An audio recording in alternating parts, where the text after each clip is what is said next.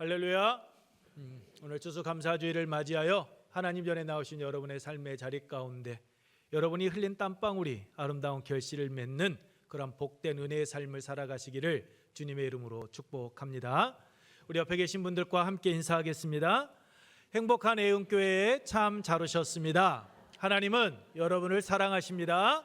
저도 여러분을 사랑합니다. 네, 감사합니다. 우리 교회 표어 말씀, 그리고 우리가 뽑은 말씀 우리 함께 외워보도록 하겠습니다. 하나님이 그들에게 복을 주시며 하나님이 그들에게 이르시되 생육하고 번성하여 땅에 충만하라. 땅을 정복하라. 바다의 물고기와 하늘의 새와 땅에 움직이는 모든 생물을 다스리라 하시니라. 아멘. 여러분께서 뽑으신 올해의 말씀 우리 함께 외워봅니다.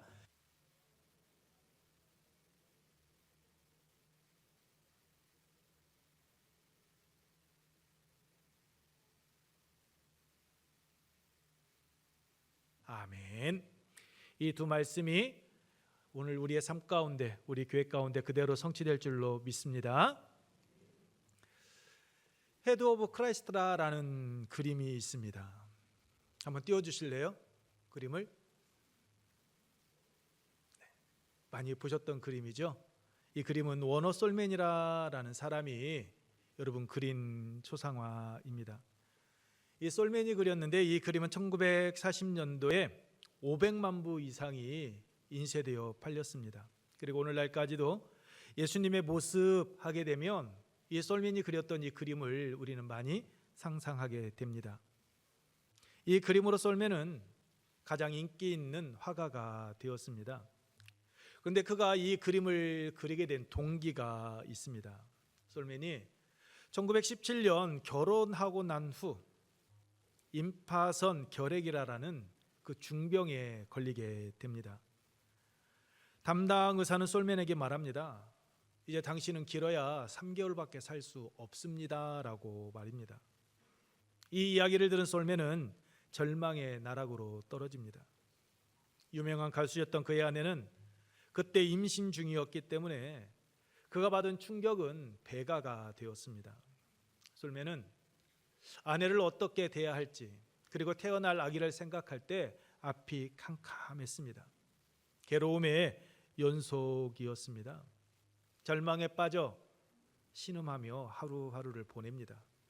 근데 그 모습을 지켜보고 있던 아내가 솔맨에게 이야기합니다. 여보, 3개월밖에 못 산다고 생각하지 말고 우리 하나님께서 3개월 허락해 주셨다고 생각하고 감사합시다 라고 이야기를 하는 것이었습니다.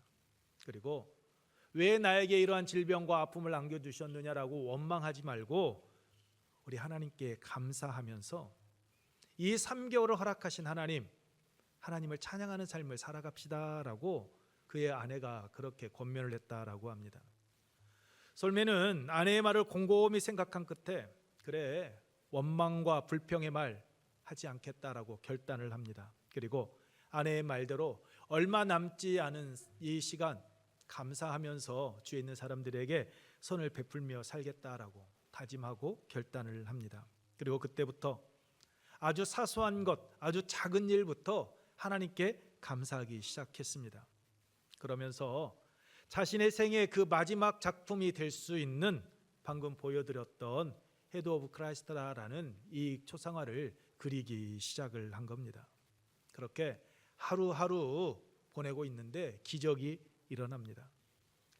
3개월 시한부 인생이라는 판명을 받았는데 3개월이 지났음에도 그의 몸이 더 약해지지가 않는 것입니다. 오히려 그 기간 동안 자신의 몸이 더 건강해지는 것을 그는 깨닫게 되었다라고 고백했습니다. 그래도 하도 이상해서 병원에 가 진단해 보았더니 임파선 결핵이 깨끗하게 치유함 받았다라는 것이었습니다. 그의 주치의였던 존 헨리가 너무나도 놀라며 그에게 묻습니다. 아니 도대체 이 3개월 동안 당신은 무슨 약을 먹었기에 이렇게 결핵균이 다 사라지고 깨끗하게 치유함 받을 수 있었습니까? 라고 의사가 더 당황하며 솔맨에게 물었던 겁니다. 그러자 솔맨은 그 주치의에게 이야기합니다. 다른 약 먹은 거 없습니다. 굳이 약이라고 한다면 제 아내가 저에게 처방해준 감사의 약이라는 것, 이거밖에 먹은 것이 없습니다라고 이야기했다라는 겁니다. 그러자 이 썰맨의 주치였던 존 헨리가 그것이 바로 명약입니다라고 이야기하면서 감사는 최고의 항암제이며 감사는 최고의 해독제요 감사는 최고의 치료제가 됩니다라고 그렇게 말해 주었다라고 합니다. 그렇습니다, 여러분. 감사는 우리가 삶 가운데 겪고 있는 모든 문제들, 어려움을 이겨낼 수 있는 힘입니다. 하나님께서는 감사하며 기쁨으로 살아가는 자들에게 이 놀라운 기적의 은혜를 베풀어 주십니다. 그러므로 데살로니가전서 5장 18절에서 범사에 감사하는 삶이 그리스도 예수 안에서 우리를 향한 하나님의 뜻이다라고 말씀하고 있는 이 말씀을 기억하고 여러분, 범사에 모든 일에 감사하는 삶을 살아가는 우리 애은의 가족들, 오늘 우리의 삶의 자리가 되기를 축복합니다. 우리가 그렇게 감사의 삶을 살아가게 될 때 원어 솔맨에게 임한 이 하나님의 은혜가 오늘 우리의 삶의 자리 가운데에도 동일하게 임하게 될 줄로 믿습니다. 오늘은 추수감사주일로 지킵니다. 여러분, 이 추수감사주일, 구약시대에는 수장절 또는 초막절이다라고 여러분 불렸습니다. 수장절이라고 불린 이유는 봄에 씨 뿌리고 여름에 흘린 그 땀방울의 결실을 가을에 거두어 창고에 저장한 후 이른 비와 늦은 비의 은총을 베풀어 주신 하나님께 한 해 동안 먹고 마시고 입을 것을 주신 것에 대해 감사하며 지키는 절기였기에 수장절이라고 이야기했습니다. 그리고 이 추수절을 초막절이라고 부른 이유는 이스라엘 백성들이 출애굽한 후 광야에서 40년을 생활을 하였는데 그때 그 기간 동안 그들이 초막 생활을 하였기 때문입니다. 이 40년의 광야 세월 동안 하나님께서는 이스라엘 백성들 만나를 내리셔서 먹이셨습니다. 반석에서 물을 내 그들의 줄인 목을 죽여주셨을 뿐만 아니라 그들의 옷이 낡아지지 아니하고 그들의 신이 헐지 아니하도록 헤어지지 아니하도록 하나님께서는 그들을 지키시고 보호하여 주셨습니다. 그래서 이 광야 40년의 세월 동안 초막 생활을 했던 그들을 지키시고 보호하여 주신 그 하나님의 은혜를 떠올리며 지켰던 절기, 그게 바로 초막절, 우리가 지키는 여러분 추수감사주일입니다. 이 기간 동안 남성들은 하나님의 보호하심을 떠올리며 예루살렘 성전을 순례하였습니다. 그렇습니다. 추수감사절, 이 초막절, 이 수장절은 여러분 수확에 대한 감사만을 드러내는 절기가 아닙니다. 오늘 여기까지 우리를 지키시고 보호하여 주신 하나님, 우리를 먹이시고 입히시고 우리와 항상 함께하여 주신 그 하나님의 은혜를 깨닫고 고백하면서 지키는 절기, 그 절기가 바로 여러분 추수감사주일입니다. 그래서 하나님께서는 이 추수감사주일, 이 초막절을 잊지 않도록 하기 위하여 모세를 통하여 이스라엘 백성들에게 명령하셨습니다. 신명기 16장 13절 말씀입니다. 우리 함께 읽겠습니다. 너희 타작마당과 포도주 틀의 소출을 거두린 후에 이래 동안 초막절을 지킬 것이요. 단지 수확했다라는 것, 거기에 기쁨에 젖어 지내지 말라라는 겁니다. 오늘 너희들이 땀 흘리며 수고하였던 그 결실을 거두어 드린 것, 그 소출을 거두어 드리고 난 후 이래 동안 초막절을 지키라라고. 초막절을 지키되 16장 14절 말씀을 보게 되면 너와 내 자녀와 노비와 내 성중에 거하는 레위인과 객과 고아와 과부와 함께 즐거워하라라고 명령하셨습니다. 즉 추수감사주일 이 초막절을 지키는 것은 나 한 사람 배부르는 것으로, 나 한 사람 이제 편안한 삶을 살아갈 수 있는 것으로, 나 한 사람 내년 걱정 없이 살아간 것에 대해 감사하는 것이 아니라 오늘 나의 삶을 이렇게 은혜 가운데 살아가게 하신 그 하나님의 사랑을 주위에 있는 사람들과 함께 나누고 공유하면서 즐거워하라라고 하나님은 분명하게 명령하셨습니다. 즉 추수감사주일은 이웃과 함께하는, 함께 보내야 되는 절기다라는 거죠. 여러분, 이스라엘 백성들이 출애굽 후 광야에서 보낸 그 40년의 초막 생활은 죄와 사망의 권세에서 믿음으로 구원함을 받은 우리들이 천국에 들어가기 전까지 보내는 이 세상의 삶을 여러분 의미합니다. 그러니까 우리가 지금 영적으로 지금 초막 생활을 하고 있다라는 거죠. 우리가 하나님의 보호와 인도하심 속에서 매일의 삶을 살아가고 있다라는 겁니다.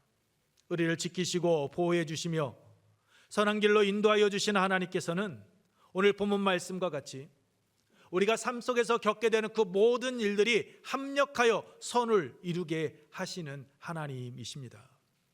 이것이 여러분 우리가 감사의 삶을 살아가야 되는 첫 번째 이유입니다. 우리 감사의 삶을 살아가야 되는 첫 번째 이유, 우리 함께 읽겠습니다. 하나님께서는 합력하여 선을 이루시는 분이시기 때문입니다. 그렇습니다, 여러분. 하나님께서는 모든 것이 합력하여 선을 이루게 하시는 하나님이십니다. 오늘 본문 말씀 우리 다시 한번 읽겠습니다. 로마서 8장 28절입니다. 우리가 알거니와 하나님을 사랑하는 자 곧 그의 뜻대로 부르심을 입은 자들에게는 모든 것이 합력하여 선을 이루느니라. 아멘. 여러분, 모든 것이 합력하여 선을 이룬다라는 이 말씀에서 선, 이것이 무엇입니까? 선은 전에 말씀을 드렸던 것처럼 헬라어 아가돈이라는 단어를 쓰고 있습니다. 이것은 은혜, 좋은 것, 좋은 일을 의미합니다. 하지만 잊지 말아야 될 것은 우리가 이 세상을 살아가면서 그렇게도 원하는 형통한 삶, 성공이 아닙니다. 우리가 살아가면서 겪게 되는 얽히고 설킨 그 고난과 역경을 극복하였을 때 맺게 되는 열매 아닙니다. 18절에서 30절 말씀을 통하여 알 수 있듯이 우리가 하나님 앞에서 최종적인 그 구원을 의미합니다. 그 하나님께서 우리에게 베풀어 주신 구원의 은혜를 뜻하는 겁니다. 그러니까 합력하여 선을 이룬다라는 것은 우리들이 삶 속에서 겪게 되는 고난이든 탄식이든 그 어떤 것이라 할지라도 하나님 앞에 서게 되는 구원을 이루는 과정이고 구원을 이루는 수단이 되어진다라는 겁니다. 그렇습니다. 하나님께서는 당신의 뜻대로 부르심을 입은 자들에게 일어나는 그 모든 일들을 통하여서 선, 즉 우리를 구원하여 주시는 하나님이십니다. 왜 그럴까요? 그의 뜻이다라고 말씀하고 있듯이 하나님께서는 사람을 부르실 때 분명한 목적과 분명한 계획을 가지고 부르시기 때문입니다. 오늘 하나님께서도 여러분을 이 자리에 부르신 것, 여러분 분명한 목적과 분명한 계획하심이 있습니다. 그렇기 때문에 우리는 하나님 앞에 나와 예배 드릴 때에 하나님, 저를 부르신 목적, 저를 부르신 계획하심이, 저를 통하여 하시고자 하는 그 계획하심이 무엇입니까? 라고 우리는 항상 묻고 그 부르심에 합한 자의 삶을 살아가야 하는 겁니다. 하나님은 우리를 부르실 때 분명한 목적과 계획을 가지고 부르시기에 결코 실수가 없습니다. 손정민 목사가 부른 하나님의 부르심이라는 곡을 보게 되면 이런 가사가 나옵니다. 날 부르신 뜻, 내 생각보다 크고 날 향한 계획, 나의 지혜로 측량 못하나 가장 좋은 길로, 가장 완전한 길로 오늘 또 날 이끄심 믿네. 그렇습니다, 여러분. 하나님의 부르심은 우리가 생각하는 것보다 여러분 큽니다. 우리들 한 사람 한 사람을 향한 하나님의 계획은 우리들의 이성으로서는, 우리의 지식으로서는 감히 측량할 수 없을 정도로 가장 완전한 길로, 가장 완벽한 길로 우리를 인도해 가시는 하나님이십니다. 그러므로 우리는 우리의 삶 가운데서 만나게 되는 수많은 어려움들, 고난들, 그 앞에서 좌절해서는 안 되는 겁니다. 그 일을 통하여서 합력하여 선을 이루시는 하나님, 그 하나님을 찬양하며 나아가야 되는 겁니다. 여러분, 성경에 보게 되면 에스더 이야기가 나옵니다. 고레스와 스룹바벨 왕의 포로 교환 명령에도 불구하고 에스더는 그의 사촌 오빠였던 모르드게와 함께 예루살렘으로 돌아가지 않습니다. 바사 페르시아에 머물며 살았습니다. 여러분, 그가 바사왕 아하수에로의 왕비가 되어서 하만의 계략에서 유대인들을 지켜낼 것, 여러분 누가 알았습니까? 귀환 명령이 내려져 고향 예루살렘으로 떠나는 이들을 볼 때 여러분 모르드게와 에스더의 마음 어떠했을까요? 저 어리석은 사람들, 이제 삶의 자리를 잡아놨는데 고향으로 떠나네. 아유, 저 미련한 짓 왜 할까? 이런 생각 품었을까요? 저는 그렇게 생각하지 않습니다. 고향으로 떠나는, 예루살렘으로 떠나는 그들을 바라봤을 때 이 모르드게 예수다의 마음은 여러분 착잡했을 겁니다. 결코 편하지 않았을 겁니다. 내가 지금 잘 선택한 것일까? 먼 이국 땅에서 내가 포로로 잡혀온 곳에서 생활하는 것이 정말 하나님의 뜻일까? 내가 고향 예루살렘으로 돌아가서 내가 하나님의 백성으로 살아가는 것이 더 현명한 일이 아닐까? 이런저런 생각들 분명 많이 했을 겁니다. 여러분, 그러나 모르드게가, 에스더가 이 페르시아 그 땅 바사에 머무는 것, 그것은 하나님의 계획하심이었습니다. 에스더 4장 14절에 모르드게가 에스더에게 이야기하죠. 이때를 이함이 아닌지 누가 알겠느냐라고 말입니다. 하만의 계략으로부터 유대인들을 구원하여 주시기 위한 하나님의 뜻하심, 하나님의 계획하심이 있다라는 거죠. 그래서 하나님께서 모든 사람들이 고향으로 떠나는 그때에도 이 페르시아 이 땅에, 이 바사 제국에 오늘 우리를 머물게 하셨다라고 여러분, 그는 그렇게 고백했던 겁니다. 하만에게 절하지 아니함으로 인하여 고난이 닥치고, 하만으로 인하여서 이스라엘 백성들, 유다인들이 다 몰살되어지는 그 위기의 상황 놓여 있을 때 내가 잘못 생각한 것은 아니었을까? 분명 그런 생각도 들었을 겁니다. 그들이 처한 상황은 어둠이었습니다. 절망적이었습니다. 그런데 하나님께서는 그 절망적인 상황에 놓여 있었던 유다인들, 모르드게와 그 에스더, 그들을 여러분 구원하여 주셨습니다. 에스더를 통하여서 희망의 꽃을 피우고 열매를 맺게 해 주셨습니다. 이처럼 하나님께서는 당신의 택한 자들의 삶 속에서 겪고 있는 그 모든 일들을 통하여서 구원을 이루어 가시는 하나님이십니다. 그래서 하나님의 부르심을 받은 자들은 때로는 힘들고 어려운 일, 고난 가운데 처하지만 앞서 말씀을 드렸던 원어솔면과 같이 때로는 원치 않았던 육체적인 질병으로 인하여 신음할 때도 있지만 그 모든 것을 합력하여 선을 이루시는 하나님, 구원의 길로 인도하여 주시는 하나님, 그 하나님을 찬양하는 감사의 삶을 살아갈 수 있는 것입니다. 여러분, 하나님의 부르심을 받은 자들이 감사할 수 있는 두 번째 이유는 하나님께서 우리를 사랑하시기 때문입니다. 우리 두 번째 이유 함께 읽겠습니다. 하나님께서 우리를 사랑하시기 때문입니다. 그렇게 되면 하나님을 사랑하는 자라고 말씀하고 있습니다. 여기서 하나님을 사랑하는 자라는 이 말씀이 바로 하나님께서 우리들 한 사람 한 사람을 사랑하신다라는 여러분 말씀입니다. 왜 그렇습니까? 우리가 하나님을 사랑할 수 있는 것은 하나님께서 먼저 우리를 사랑해 주셨기 때문입니다. 요한일서 4장 19절 말씀입니다. 우리 함께 읽겠습니다. 우리가 사랑함은 그가 먼저 우리를 사랑하셨음이라. 아멘. 우리가 하나님을 사랑할 수 있는 것, 하나님을 사랑하는 자, 그의 뜻대로 부르심을 받았다라고 하고 있는데, 우리가 하나님을 사랑할 수 있는 것은 하나님께서 먼저 우리를 사랑하셔서 하나님께서 우리를 당신의 자녀로 삼아 주셨기 때문에 가능한 일이다라는 겁니다. 어떻게 우리를 사랑하셨습니까?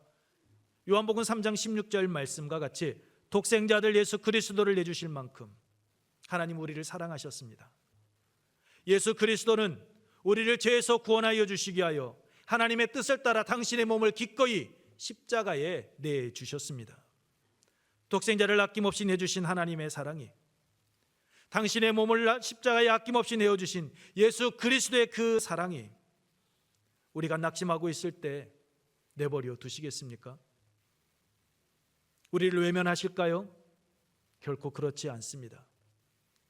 절망 가운데 있던 제자들을 찾아가 주시사 요한복음 20장 19절에서 너희에게 평강이 있을지어다 라고 말씀하시며 제자들을 일으켜 세워주신 하나님, 내일의 소망을 맡겨주신 그 하나님, 그 하나님께서 오늘 우리에게도 동일한 은혜를 통하여 우리를 세워주십니다. 자신의 그 부끄러운 모습 때문에 주님 앞에 당당하게 서지 못하던 그 베드로의 아픔과 상처를 아시고 요한의 아들 시몬아, 이 사람들보다 너가 나를 더 사랑하느냐라고 물으시면서 주님을 향한 사랑을 고백하게 하시사 내 양을 먹이라, 내 양을 치라라고 하시며 사명을 주신 것처럼 하나님께서는 우리의 아픔, 우리의 상처 치유하여 주시사 내일을 향하여 나아가게 하시는 분이십니다. 그 사랑이 오늘 우리를 이 자리로 인도한 줄로 믿습니다. 우리를 향한 하나님의 사랑이 우리로 하여금 하나님을 사랑한다라고 고백하게 하는 겁니다. 그 사랑이 우리로 하여금 하나님을 신뢰하게 하기에 우리는 어떤 상황 속에서도 낙심치 아니하고 감사의 삶을 살아가게 되어지는 겁니다. 합력하여 손을 이루시는 하나님, 하나님의 구원의 은혜를 경험하는 삶을 살아가게 되어지는 겁니다. 우리는 문제가 생기면 그 얽히고 설킨 문제에 함몰해 버립니다. 그 문제에 빠져버리고 맙니다. 그 문제에 집중하다 보니까 그 문제가 점점 더 크게 우리에게 다가오고 그 문제의 함몰됨으로 인해서 더 깊은 수렁에 그 늪에 빠져서 여러분 기쁨을 잃어버리는 그러한 삶을 살아갈 때가 있습니다. 문제에 함몰되다 보니 삶의 의욕도 잃어버리고 문제에 얽히다 보니 삶의 활력도 잃어버리는 의욕이 없는 삶을 살아갑니다. 하지만 우리를 사랑하시는 하나님, 모든 것이 합력하여 선을 이루시는 그 하나님을 바라보게 되면 여러분 우리의 삶은 달라집니다. 그 하나님께서 우리를 위로해 주십니다. 그 하나님께서 우리에게 소망을 품게 하십니다. 우리가 처한 상황이 바뀌었기 때문에? 아니요, 결코 그렇지 않습니다. 우리가 처한 상황은 바뀌지 않지만 그 상황을 바라보는 우리의 이 관점이 여러분 바뀌어지기 때문입니다. 우리가 하나님을 바라볼 때, 우리가 하나님을 고난 속에서 깊이 묵상하는 삶을 살아가게 되면 시편 62편에서 다윗이 고백한 것처럼 하나님은 나의 반석이시고 나의 요새이시고 나의 구원자 되신다라는 것을 우리가 깨닫게 되어지기 때문입니다. 나를 사랑하시는 하나님, 독생자들 예수 그리스도를 아낌없이 이 땅에 보내주신 하나님, 그 하나님께서 나를 포기하지 아니하시고 나를 일으켜 세워주시고 나와 함께 걸어간다라는 것을 하나님을 깊이 묵상하는 삶을 살아가는 자는 깨닫게 되어지기 때문입니다. 그래서 하나님을 묵상하는 자는, 하나님을 바라보는 자는 그 절망 속에서도 여러분 감사의 삶을 살아가게 되어지는 겁니다. 그 하나님께서 내가 안고 있는 얽히고 설킨 인생사 모든 문제들, 나의 연약한 육체, 내가 사망의 음침한 골짜기로 다닌다 할지라도 나를 건져주실 분이심을 믿어 의심하지 않기 때문입니다. 그러므로 우리를 사랑하시는 하나님, 그 뜻대로 부르심 그 하나님을 여러분 바라보십시오. 하나님께서 여러분을 승리의 길로, 복 있는 삶으로 인도하여 주실 줄로 믿습니다.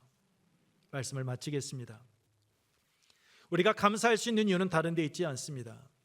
하나님을 사랑하는 자, 곧 그의 뜻대로 부르심을 입은 자들에게는 모든 것이 합력하여 선이 되게 하시사 구원으로 인도하여 주시는 하나님이 오늘 우리의 하나님이시기 때문입니다.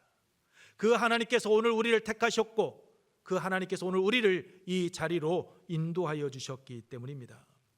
모든 것이 합력하여 선을 이루게 하시는 하나님은 우리가 매일의 삶 속에서 겪고 있는 문제에서도, 고난 속에서도, 어떤 환난 가운데 놓여 있다 할지라도 우리를 결박하고 있는 그 모든 것에서 우리를 풀어주십니다. 우리의 얽히고 설킨 모든 문제들, 그것을 해결해 주시는 마스터키가 되시는 분, 만능 열쇠, 그분이 바로 우리가 믿는 하나님이십니다. 그 하나님께서 예수 그리스도를 통하여 우리에게 약속해 주셨습니다. 내가 세상 끝날까지 너희와 항상 함께 있으리라 라고, 우리를 떠나지 않겠다라고, 우리를 지키시고 보호해 주시겠다라고 약속해 주셨습니다. 왜요? 우리를 사랑하시기 때문입니다. 그러므로 여러분, 오늘 여러분의 삶 가운데 짙은 어둠이, 먹구름이 끼어 있습니까? 힘들고 어렵습니까? 여러분의 마음 불평과 원망으로 채우지 마십시오. 모든 것을 합력하여 선을 이루시는 하나님, 여러분을 사랑하시는 하나님을 바라보시고 그 하나님으로 가득 채워 가시기 바랍니다. 여러분의 삶 가운데 범사의 감사의 고백이 끊이지 않을 줄로 믿습니다. 여러분이 감사의 삶을 살아가게 될 때에 솔로몬이 구하지 아니하였던 것처럼, 부귀와 영화를 하나님께서 더하여 주신 것처럼 하나님께서 여러분의 삶 가운데 더 크고 놀라운 축복 베풀어 주실 것이고, 여러분이 안고 있는 모든 인생의 문제 앞에서 참된 자유함을 누릴 수 있도록 은혜 위에 은혜를, 복에 복을 더하여 주실 줄로 믿습니다. 그러한 은혜를 받아 누리는 우리의 은혜 가족들, 여러분의 삶의 자리가 되기를 주님의 이름으로 축복합니다. 잠시 기도하고 그리고 성찬식 거행하도록 하겠습니다. 모든 것이 합력하여 선이 되게 하시는 하나님, 우리를 사랑하시는 하나님을 바라보게 하여 주옵소서. 그 안에서 범사에 감사하는 삶을 살아가는 우리의 은혜 가족들, 우리 모두가 되게 하여 주옵소서. 하나님의 마음에 합하였던 솔로몬에게 그가 구하지 아니하였던 부귀와 영화까지 더하여 주신 그 은혜가 오늘 우리의 삶 가운데에도 동일하게 임할 줄로 믿사오니, 하나님, 우리가 오직 하나님, 우리를 사랑하시는 하나님, 우리와 함께 하시는 하나님 바라보며 하나님의 뜻을 이루어가는 믿음의 길 걸어가게 하여 주옵소서. 그리하여 범사에 감사하는 삶을 통하여서 세상의 소금이 되고 세상의 빛이 되게 하여 주옵소서. 우리를 사랑하시는 예수님 거룩하신 이름으로 기도하옵나이다. 아멘. 우리 성찬식 거행하도록 하겠습니다. 주님의 거룩한 피로 값주고 사심을 입은 여러분, 성찬식은 그리스도를 기념하여 그의 재림하실 때까지 그의 죽으심을 기억하게 하는 거룩한 예식입니다. 자기 백성에게 힘과 능력을 주셔서 죄를 대적하고 모든 고난에서 우리를 견고하게 하심과 우리를 강건하게 하며 마음의 평안과 기쁨과 영생의 소망을 확신하게 하는데 유익한 예식입니다. 여러분 모두 경건한 마음으로 이 성찬 예식에 함께하여 주시기 바랍니다. 성찬 위원들은 앞으로 나와 주시기 바랍니다. 제가 하나님의 말씀 봉독해 드립니다. 고린도전서 11장 23절로 29절 말씀입니다. 내가 너희에게 전한 것은 주께 받은 것이니 곧 주 예수께서 잡히시던 밤에 떡을 가지사 축사하시고 떼어 이르시되 이것은 너희를 위하는 내 몸이니 이것을 행하여 나를 기념하라 하시고, 식후에 또한 그와 같이 잔을 가지시고 이르시되 이 잔은 내 피로 세운 새 언약이니 이것을 행하여 마실 때마다 나를 기념하라 하셨으니, 너희가 이 떡을 먹으며 이 잔을 마실 때마다 주의 죽으심을 그가 오실 때까지 전하는 것이니라.